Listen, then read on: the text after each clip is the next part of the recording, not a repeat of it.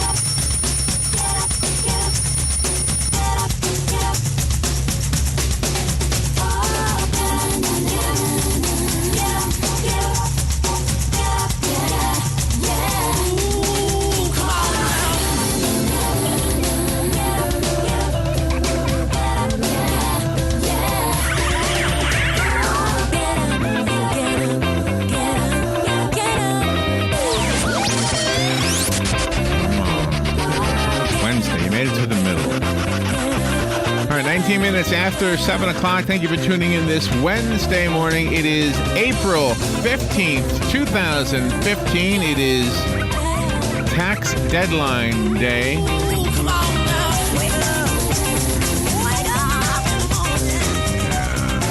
If you didn't pay your taxes, you got, until midnight tonight or something like that. And good morning, Robin. How you doing? Good. Good morning, Larry. How are you? Good. Got a good show this morning. Let's see, 7:35. I kind of held off on this one until today, so I have some quotes from Marco Rubio's book that he released not too long ago. The book is titled "American Dreams: Restoring Economic Opportunity for Everyone." So I've got some of those quotes that I wanted to share with you, and there was an article also outlining the 9 reasons why Marco Rubio is a strong presidential candidate. I think he is as well. So we'll talk about that and invite your commentary and your opinions and all that. So that ought to be fun. I think it'll be great. 8:35 this morning. That's when we hold off our commentary and our opinions. Simply read the news. We shorten it so that we can squeeze a bunch of news into a short time frame.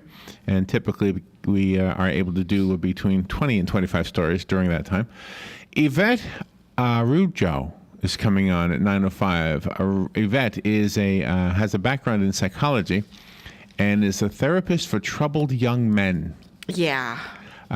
She's written a book called The Loathing. It's a novel, but she's going to ask this question, and I think it's covered in her novel.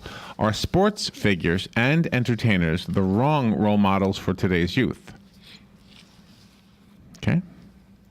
I think there might be some that would be good ones and some that would be bad ones. So. I think it's a mixed bag, right? All depends on perspective. Name any profession and tell me that everybody in that profession is a good role model. Exactly. There might be some professions where everybody is a bad role model. But I don't know if ever. So anyway, so that's an interesting topic. 9:35. Career Source. Laura Burns will be here. She represents Career Source Citrus, Levy, and Marion, and she lets us know about different job and career, which is more than a job, obviously. Opportunities if you are deciding to live here and stay here and work here. Yes. Which I kind of like that. I can remember not too long ago. Well, it's probably a lifetime ago, at least a generation ago. But Ocala has improved. But I can remember when, if you wanted a good job, you pretty much had to leave town. Yes, you did. R.F. Hemphill is coming on with us at 10:05. R.F. Hemphill is the founder and CEO of AES Solar Power. Yep. Going to talk about a book called Dust, Tea, Dingoes, and Dragons. Yeah. I know. I bet he lived in Australia. He's must have. a globe trekking executive. Yeah. All right. We'll find out. I don't know. We'll find out. Yeah, but one of the fun things about him is that he's a competitive duck cooker. I have never heard of that before. 10:30. I've never eaten duck. Have you? Yes, I have. My mother used to make it, but he's a competitive. He's competitive. Duck cooker. He's doing it better than anybody, or at least he wants to. I think so. What do I cook that I'm competitive with? I'm a good toast guy. Cheeseburgers. No, there are people who do cheeseburgers better than me. But I am competitive, yes. I'm a competitive busker and oompa guy. Yes. 10:35, John Fuller will be here from the law firm of Fuller and Fuller. He will answer your legal questions. Christopher Speed, that's a cool name. I know. That's Speed, a great Christopher name. Speed. He's a dietitian, and he's got 4 common bone nutrients that could add 10 years to your life by keeping your heart pumping stronger and longer. Yeah, I think that's pretty cool. All right, we'll find out about Positive that. stuff. And then Anthony James will be making us want to go traveling. He is the voice of travel, keeping up with the latest travel tips with Anthony James. Yeah. Fun with Joe. Fun game today. You know, today is tax day. Yes. And so there was an interesting article. You're going to laugh at this one. That the taxes are high for many people, and they're going to have to cut back and stop going to the high-end restaurants and start going to the fast food restaurants. And I chuckled at that because that's pretty much the only thing I ever go to. And fast food can be pricey too. So, oh my gosh. Well, Wow. it depends on who you are. But anyway, so I have the descriptions of fast food franchises as Wikipedia describes them. Okay. So I will read you the Wikipedia description of a fast food restaurant. You and Joe will have to tell me what restaurant is being described. Oh, okay. Excellent. By Wikipedia.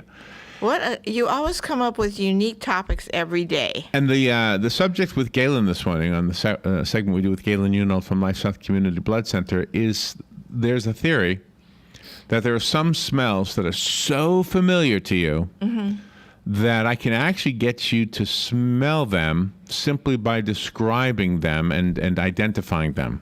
Oh, I believe that. And this is an interesting study. And now I went through the list and I chose not to pick, nauseous smells. They're actually good smells. But okay. But what I thought was kind of fun too is there was a whole segment of smells that are going away that you and I will remember in our generation. Galen probably does too. But there are some smells that don't happen anymore. That's interesting, isn't there? That's very interesting. And there's a whole load of very, very, very familiar smells from Disney World. Oh my gosh. Very familiar smells from Disney World. So it's called mental smelling. So I'm gonna give you a description and identify the smell, and you'll be able to smell it. That's what they say. Wow. You'll be able to cool. be influenced by my words and actually smell these smells. Nice. We'll see. I'm ready. We'll see if you if you agree with this.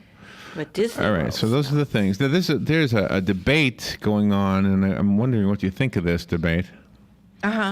Did you see this story? In Arizona, there was a robbery and arson suspect armed with a rifle, fired a shot into the air. They say he had the rifle even aimed at his own head. And a police officer, rammed his car into the man, thus preventing him from harming himself or anyone else with that rifle. I mean, just plowed into him. Oh, my. And now, and he went to the hospital, I think, for 3 days. Now he's in jail, so I guess he survived. And it looked hard when I saw the video. But anyway, but it could have been worse. It could have been worse. The guy could have been shooting people or shoot himself, Yeah. The incident occurred back in February in a town near Tucson, Arizona. Police say the use of force was warranted because the man had already fired a shot into the air from the stolen rifle. He stole the rifle, by the way, from a Walmart. Oh, gee. And he had ammunition, obviously. The man's lawyer says it's nonsense that it was warranted. The video proves it was excessive use of force. That's the lawyer's opinion. Oh.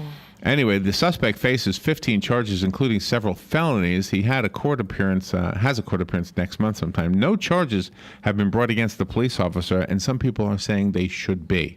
Oh. They should be. I don't necessarily want to engage in the argument. I just want to tell you about the debate that's happening in Arizona and I suppose around the country. If I'm going to tell you my 2 cents, I think the policeman saved the day. Yeah. I think the policeman saved the day. Because what would have happened to the guy had he not done it? He would have been shot by the policeman, by the other, because there was a number of officers already there. Okay, so either that or the man would have shot himself. Either that or he would have shot at the police officers or somebody else. Who knows? So I think the police officer saved the day. You use what you have at your disposal, I guess. Well, you do. You have to. I mean, I hate to see that kind of thing, but hello, who brought it upon himself? The guy did.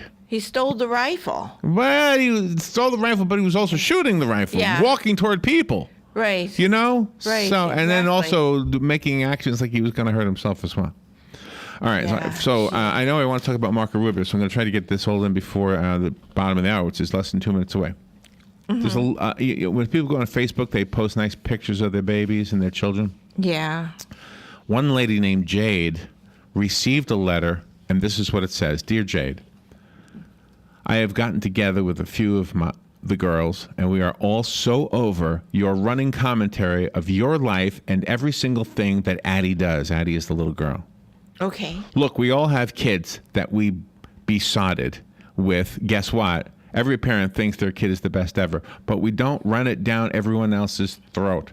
She wears a new outfit. We'll take a photo and send it privately to the person who gave it to her, not to everyone. She crawls off the mat. We don't care. She's 6 months old. Big deal. Stop and think. If every mother posted all that crap about their kid, I'm sure you'd get over it pretty quickly. We can't wait for you to get back to work. Maybe you won't have time to be on Facebook quite so much. Addie is gorgeous and we all love her, but our kids are great too. I guess you are just ticking people off with all your Addie this and Addie that stuff. We all thought it might ease off after the first month, but it hasn't. Not everyone is as interested as you are about what Addie does, so give us a break. We're doing this to let you know what people really think. Isn't that a nasty letter? That's a very nasty letter. So she took the letter and she sent it to a comedian, and and I guess he had fun with it, and people are supporting the woman who was being picked on by that nasty letter. That's a nasty letter. Just very nasty. Just thought I'd share that with you. I didn't want to spend a whole lot of time on that one either. Yeah, she could unfriend her. Definitely unfriend her. That. Definitely. All right, that's pop culture. We'll be right back. Fox News Radio, I'm Steve Rappaport. Under pressure from Congress, President Obama now supports a bill giving lawmakers a say on a nuclear deal with